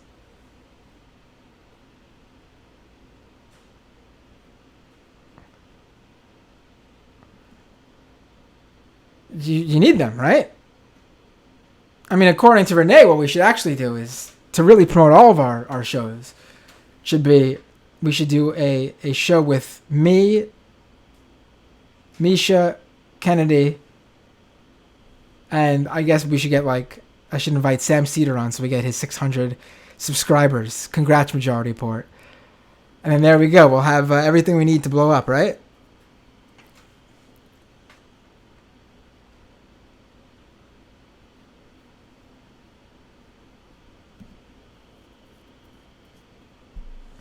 Politics Understander says, my old handle used to be Reply Guy Appreciator before that account got banned. Atheist is awesome says, progressives are losers, Dems are losers, Matt is a loser. He was on the Majority Report, enough said. Thank you. I read it because I enjoy it. Truth Seeker, Mr. Weeks blocked me for saying that a political party is nothing more than a vehicle for policies. Kennedy says, incels are genuinely evil people. Politics Understander says, incels definitely get the gulag.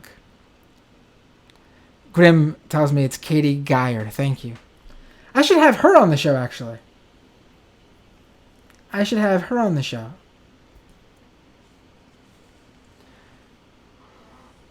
Grim says, On Belief is an awesome podcast for cults. Truth Seeker says, the Majority Report and Matt are better than any crap Atheist is awesome watches. Politics Understander says, Bernie just tweeted support for Ilhan. You're damn right. Deckard says 600 subscribers? It's 600,000, son. Did I say 600? Majority Report hit 600,000 subscribers today. Congrats, guys. Not 600 subscribers. All right, guys. That's the show for tonight. Thank you for joining us. I will hopefully have some videos to release throughout the week. I will let you know about next week's guest. We're going to do fun stuff on this show, so if you're listening and somehow are not a Patreon subscriber, patreon.com/MattBinder could use your support to make the growth of this show possible.